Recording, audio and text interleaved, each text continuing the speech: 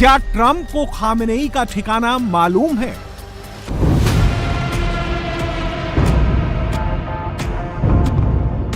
Iran और Israel के बीच चल रही जंग अब काफी विस्फोटक हो गई है। ईरान के सुप्रीम लीडर अयतुल्ला अली खामेनेई ने जब से जंग का ऐलान किया है, ईरानी सेना इजरायल पर ताबड़तोड़ मिसाइलें दाग रही है। ईरान एक साथ इतनी मिसाइल से टारगेट कर रहा है कि इजरायल का डिफेंस सिस्टम रोक नहीं पा रहा है। उधर इजरायल ने भी ईरान पर हमला तेज कर दिया है। ईरान पर इजरायली फोर्स लगातार बमबारी कर रही है। तेहरान समेत ईरान के शहरों में भारी तबाही मची है।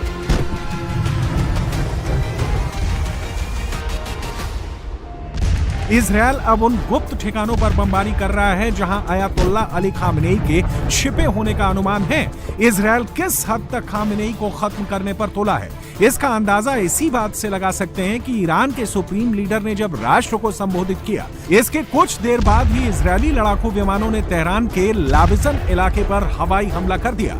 लाविजन को खामेनेई का गुप्त ठिकाना माना जा रहा है। इस हमले की टाइमिंग को लेकर अब इंटरनेशनल लेवल पर अटकलें तेज हो गई हैं कि कहीं खामेनेई खुद इस हमले का निशाना तो नहीं थे।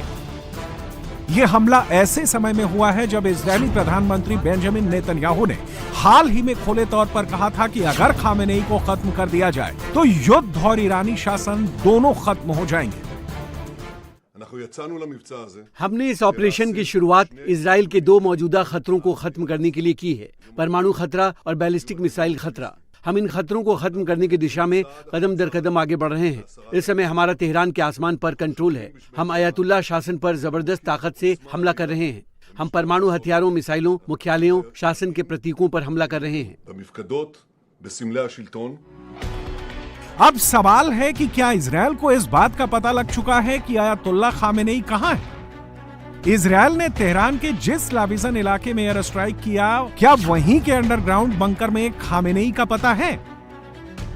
15 जून को इजरायल ने अपने बॉर्डर से 2300 किलोमीटर दूर पूर्वी ईरान के मशहद एयरपोर्ट को निशाना बनाया। इसे खामेनेई की सुरक्षा के लिए बड़ा खतरा माना गया, जिसके बाद उन्हें अंडरग्राउंड बंकर में शिफ्ट किया गया।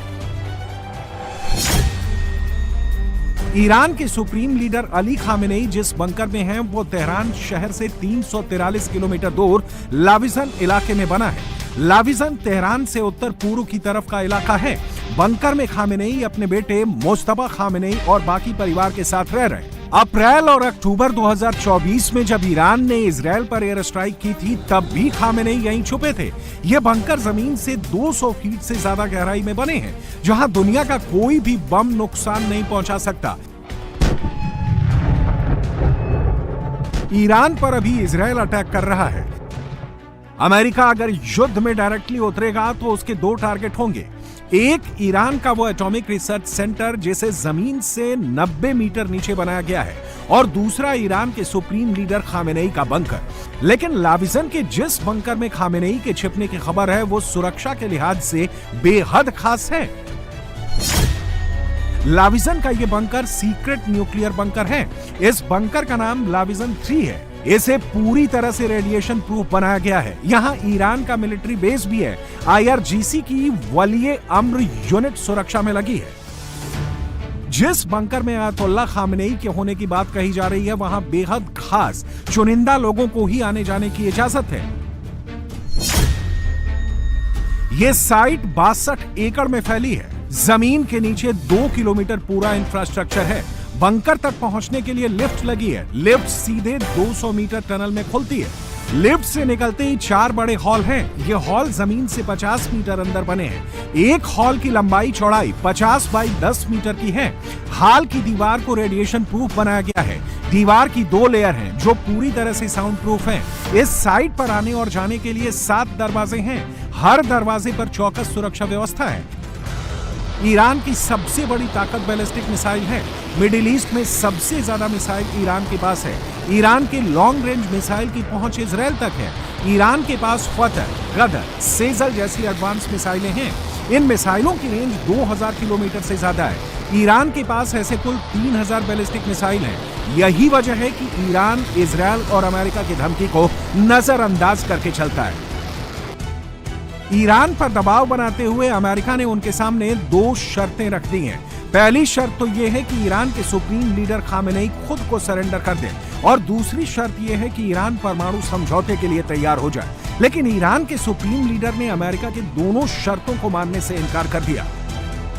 ملت ایران در مقابل جنگ تحمیلی محکم می‌ایسته، همچنانی که تا حالا ایستاده. در مقابل صلح تحمیلی محکم می‌ایسته. ملت ایران در مقابل تحمیل تسلیم هیچ کس نمیشه. ईरान की भौगोलिक स्थिति कुछ ऐसी है कि अमेरिका और इजरायल के लिए उसे फतह करना आसान नहीं होगा। ईरान की टोपोग्राफी पहाड़ी और मैदानी दोनों है। जाग्रोस और एलबुर्ज ईरान की दो पहाड़ियां हैं। जाग्रोस ईरान के पश्चिमी भाग में है, जबकि एलबुर्ज ईरान के उत्तरी भाग में स्थित है। इसके अलावा दश्ते कबीर और दश्ते लूत ईरान के दो बड़े रेगिस्तान हैं। ईरान का एक हिस्सा पर्शियन गल्फ और कैस्पियन सी से लगा है। मिलिट्री रैंकिंग में ईरान 14वें और इजरायल 17वें नंबर पर आता है। ईरान की रेगुलर आर्मी में 6 लाख से ज्यादा जवान हैं, जबकि रिवॉल्यूशनरी फोर्स में 2 लाख जवान तैनात हैं। दूसरी ओर इजरायल के पास सिर्फ 1,70,000 एक्टिव सोल्जर्स हैं। इसके अलावा उसके पास 4.5 लाख रिजर्व सैनिक हैं। अयतुल्ला खामनेई को अपनी इस ताकत का एहसास है। यही वजह है कि खामनेई ने ना सिर्फ सरेंडर करने से इनकार किया है, बल्कि अमेरिका को सीधी चेतावनी भी दे दी है। खामनेई ने कहा है कि अगर अमेरिका ने ईरान पर अटैक किया तो अमेरिका को इसके गंभीर अंजाम भुगतने होंगे। अमेरिका के अटैक से ईरान से ज्यादा नुकसान खुद अमेरिका को उठाना पड़ेगा। خود آمریکا در این قضیه 100% به ضرر اوست. اونچه که او در این زمینه ضربه خواهد خورد به مراتب بیشتر است از اونچه که ایران ممکنه صدمه بخوره.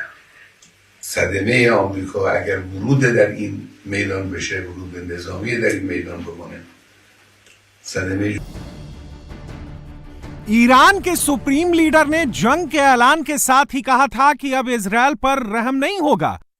इसके बाद ईरान अब इजरायल के अस्पतालों को भी नहीं छोड़ रहा है। साउथ इजरायल के बिरशेबा शहर के सोरोका हॉस्पिटल को ईरान के मिसाइल अटैक में जबरदस्त नुकसान हुआ है।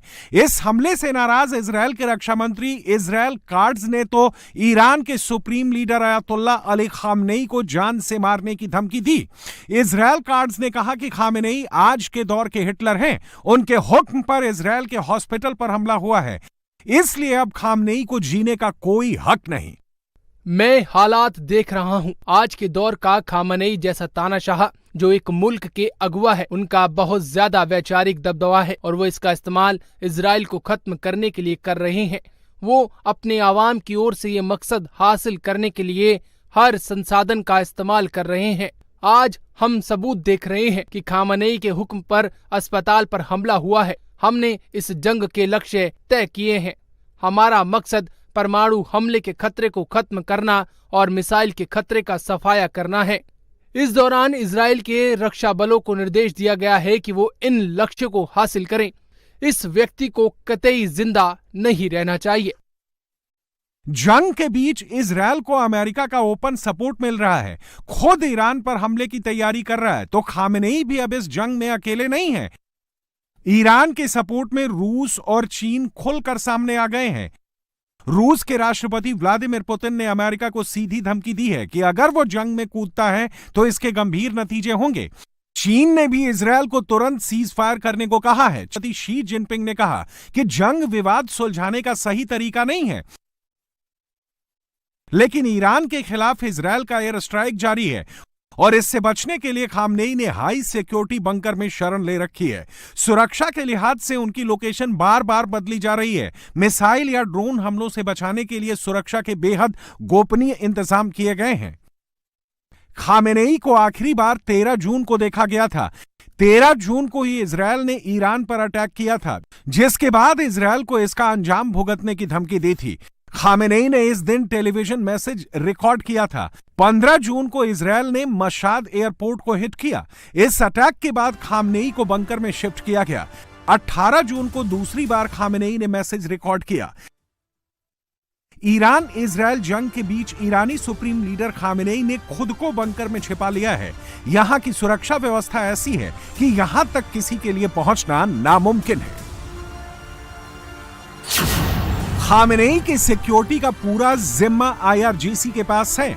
अली खामेनेई की सिक्योरिटी ईरान के पूर्व सुप्रीम लीडर रुहुल्लाह खामेनेई से भी ज्यादा है। ईरान में खामेनेई की प्रोटेक्शन के लिए IRGC की खास यूनिट है। आयतुल्लाह अली खामेनेई को वलिये अम्र कॉर्प्स प्रोटेक्ट करती है। मॉनिटरिंग रूम से CCTV कैमरे से नजर रखी जाती है, थर्मल इमेजिंग कैमरे से नजर रखी जाती है। IRGC की वलिये अम्र यूनिट में कुल 20,000 सैनिक हैं। इसे 1987 में रुहुल्लाह खामेनेई की रक्षा के लिए गठन किया गया था। 1988 में इसमें IRGC की काबिल अफसरों की भर्ती की गई। इस यूनिट के अफसर को हर तरह की युद्ध की ट्रेनिंग दी जाती है।